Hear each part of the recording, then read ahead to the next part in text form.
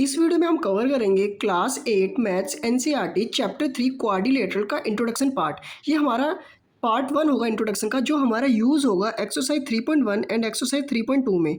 इसके बाद मैं पार्ट 2 का वीडियो अपलोड करूँगा जो हमारे यूज़ होगी एक्सरसाइज 3.3 एंड 3.4 के ऊपर, जिसमें मैं कुछ special types of quadrilaterals and उनकी प्रॉपर्टीज़ बताऊँगा। तो हम अपना फर्स्ट टॉपिक देखते हैं, कर्व। कर्व की डेफिनेशन पढ़ने से पहले मैं आपको सिंपल बता दूं कर्व क्या होता है। कोई भी फिगर अगर हम पेंसिल की हेल्प से या पेन की हेल्प से पेपर पर बनाते हैं बिना पेंसिल को पेपर से उठाए, अगर हमने एक बार पेंसिल को पेपर पे रख दिया तो हमें पेपर पर बिना उठाए अगर जो हमारी फिगर बनती है वो हमारी कर्व कहलाती है। A figure formed on a plane surface by joining a number of points without lifting a pencil is called a curve। यहाँ पे सिंपल हमारे एग्जांपल है कर्व के। जैसे हमने ये कर्व बना रखा है, हमने ये बिना पेंसिल को उठाए ये कर्व बनाया है। ये सेकंड कर्व भी हमने बिना पेंसिल को रख के उठाया है, थर्ड कर्व भी हमने बिना पेंसिल को रख के उठाया है, और ये फोर्थ कर्व भी हमने बिना पेंसिल को रख के उठाया है। तो ये हमारा एक कर्व कहलाता है। नेक्स्ट हम देखते हैं open curve. A curve which does not end at the same starting point or which does not cut itself is called an open curve। हमारा वो कर्व जिसका स्टार्टिंग पॉइंट और एंडिंग पॉइंट सेम नहीं होता और वो आपस में कट भी नहीं करता, तो वो हमारा ओपन कर्व होता है। एग्जाम्पल में मैंने दो एग्जाम्पल दे रखे हैं। ये हमारा फर्स्ट वाला कर्व है, जो ये हमारा ओपन कर्व है क्योंकि इसका स्टार्टिंग पॉइंट और एंडिंग पॉइंट डिफरेंट है और ये आपस में कट भी नहीं हो रहा। आप देख सकते हैं ये आपस में कट भी नहीं हो रहा। सेकंड वाला भी हमारा स्टार्टिंग पॉइंट और एंडिंग पॉइंट डिफरेंट है और ये आपस में कट भी नहीं हो रहा, ये ओपन कर्व है। नेक्स्ट हम देखते हैं closed curve. A curve which cut itself और which start and ends at the same point is called closed curve. Closed curve हमारा अपोजिट होता है ओपन कर्व के। ऐसा कर्व जो हमारा स्टार्टिंग पॉइंट और एंडिंग पॉइंट जिसका सेम हो और वो आपस में कट कर रहा हो, तो वो हमारा क्लोज्ड कर्व कहलाता है। एग्जाम्पल में देखो आप, ये हमारा फर्स्ट कर्व है जिसका स्टार्टिंग पॉइंट और एंडिंग पॉइंट सेम है। मैंने आपको बना के दिखा रहा हूँ, ये रहा। सेकंड वाला कर्व भी हमारा स्टार्टिंग पॉइंट और एंडिंग पॉइंट सेम है। थर्ड वाला कर्व का भी हमारा स्टार्टिंग पॉइंट और एंडिंग पॉइंट सेम है। और लास्ट वाले कर्व का भी हमारा starting point ending point same है और ये कट भी कर रहा है। देखो ये यहाँ पे कट कर रहा है आपस में। नेक्स्ट हम देखते हैं simple closed curve. A closed curve called a simple close curve which does not intersect itself. एक ऐसा क्लोज कर्व जो आपस में इंटरसेक्ट नहीं करता। एग्जाम्पल में देखें आप, ये फर्स्ट वाला हमारा एक सिंपल क्लोज कर्व है क्योंकि ये क्लोज तो है पर आपस में इंटरसेक्ट नहीं कर रहा। सेकंड वाला भी हमारा सिंपल क्लोज कर्व है, ये क्लोज तो है पर आपस में इंटरसेक्ट नहीं हो रहा। ये थर्ड वाला भी हमारा सिंपल क्लोज कर्व है। पर अगर हम बात करें अपने फोर्थ वाले की, तो फोर्थ वाला हमारा क्लोज कर्व नहीं है। इसका मेन रीज़न क्या है? क्योंकि ये आपस में कट हो रहा है। आप देख सकते हैं यहाँ पे आने के बाद यहाँ से कट हो रहा है आपस में, तो ये वाला हमारा सिंपल क्लोज कर्व नहीं है। नेक्स्ट देखते हैं polygon. A simple closed curve made up of only line segment is called a polygon. Polygon क्या होता है? हमारा एक सिंपल क्लोज कर्व होता है जो ओनली लाइन सेगमेंट से मिलकर बनता है। मैं आपको लाइन सेगमेंट बता दूं, जो हमारी स्ट्रेट लाइंस होती हैं वो हमारी लाइन सेगमेंट्स कहलाती हैं।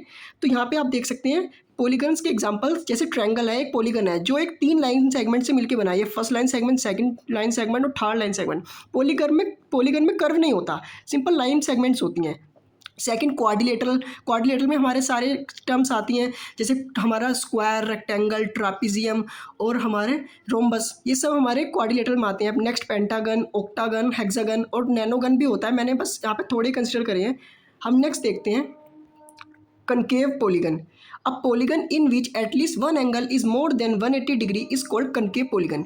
ऐसा पॉलीगन जिसका कम से कम एक एंगल 180 डिग्री से ज़्यादा हो, वो हमारा कनकेव पॉलीगन होता है। कौन सा एंगल? इंटीरियर एंगल, अंदर वाला एंगल। हम देख लेते हैं, हमारा ये एक एग्जांपल है। ये एंगल हमारा 90 डिग्री है, ये भी एंगल हमारा 90 डिग्री है, ये भी एंगल हमारा 90 डिग्री से 180 डिग्री से छोटा है, ये भी एंगल हमारा 180 डिग्री छोटा है, ये भी 90 है, ये भी 90 है, दोनों 180 छोटे हैं। पर आप इस एंगल की बात करें तो ये वाला जो अंदर का एंगल है ये हमारा 180 से ग्रेटर एंगल है।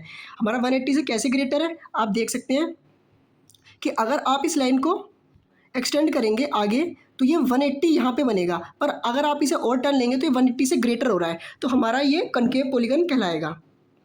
नेक्स्ट देखेंगे हम convex polygon. A polygon in which each angle is less than 180 degree is called a convex polygon. एक ऐसा पॉलीगन जिसके सारे एंगल 180 डिग्री से लेस देन होते हैं, वो हमारा कन्वेक्स पॉलीगन होता है। एग्जाम्पल में मैंने एक रेक्टेंगल रख रखा है, इसका ये एंगल भी 90 है, ये भी 90 है, ये भी 90, इसके सारे एंगल 90 डिग्री हैं। हमारा सेकंड वाला भी हमारा सारे एंगल देखो तो ये 180 डिग्री से लेस है, तो ये हमारा एक कॉन्वेक्स पॉलीगन होता है। अगर आपने हमारा चैनल अभी तक सब्सक्राइब नहीं करा तो चैनल को सब्सक्राइब करें, जिससे आपको लेटेस्ट वीडियो की अपडेट मिलती रहेंगी क्लास 8 से रिलेटेड। और आपको अगर वीडियो पसंद आई है तो वीडियो को लाइक करें और आप कमेंट करके बता सकते हैं कि आपको वीडियो कैसी लगी। सो नेक्स्ट देखते हैं हम अपना topic regular polygon. A polygon having all sides equal and all angles are equal are called regular polygons. Regular polygon हमारा ऐसा पॉलीगन होता है जिसके सारी साइड्स और सारे एंगल्स इक्वल होते हैं। Example equilateral triangle and square. तो आप देख सकते हैं इक्विलेटरल ट्रायंगल के हमारे इक्विलेटरल ट्रायंगल के हमारे सारे एंगल 60 डिग्री होते हैं और सारी साइड्स भी इक्वल होती हैं, तो ये हमारा एक रेगुलर पॉलीगन है। हम अगर स्क्वायर की बात करें तो स्क्वायर के सारे एंगल्स 90 डिग्री होते हैं और सारी साइड्स भी बराबर होती हैं, तो ये हो गया हमारा रेगुलर पॉलीगन। नेक्स्ट देखते हैं हम irregular polygon. A polygon which is not regular are called irregular polygon. एक ऐसा पॉलीगन जो हमारा रेगुलर पॉलीगन नहीं होता तो वो हमारा इरेगुलर पॉलीगन होता है। इरेगुलर पॉलीगन में हमारे नंबर ऑफ साइड्स और नंबर ऑफ एंगल इक्वल नहीं होते। Example rectangle, scalar, triangle. आप देख सकते हैं कि रेक्टेंगल के हमारे सारी साइड्स बराबर नहीं होती और स्केलर ट्रायंगल की हमारी सारी साइड्स बराबर नहीं होती और हमारे सारे एंगल्स भी बराबर नहीं होते। नेक्स्ट देखते हैं हम, स्पेशल नोट है एक हमारा, interior angle plus exterior angle का हमारा सम पॉलीगन का 180 डिग्री के बराबर होता है।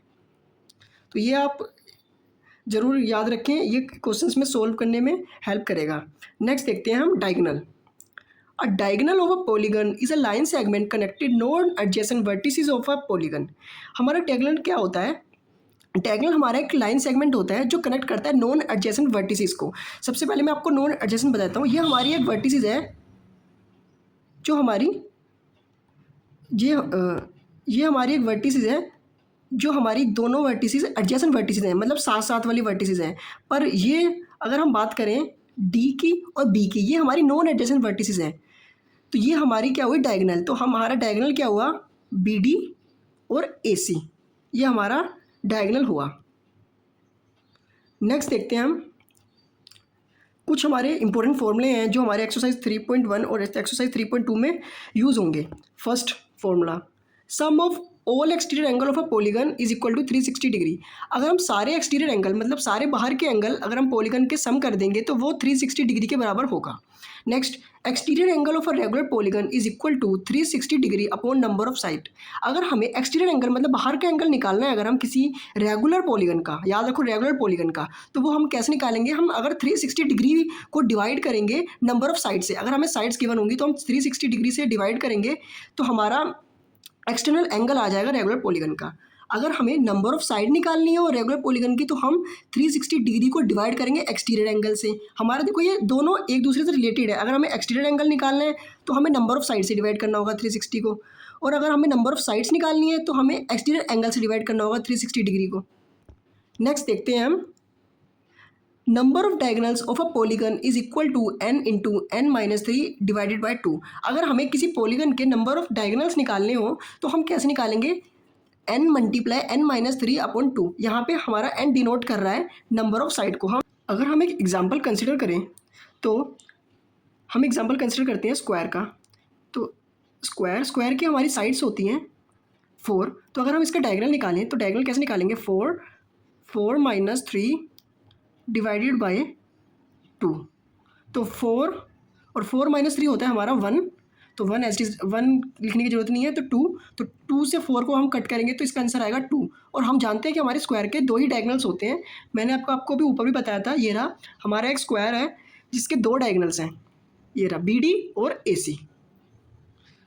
अगर आपको वीडियो पसंद आई है तो वीडियो को लाइक करें और अपने फ्रेंड्स के साथ शेयर करें। सो मिलते हैं नेक्स्ट वीडियो में। आप देखते रहें मैथमेटिक्स टेक।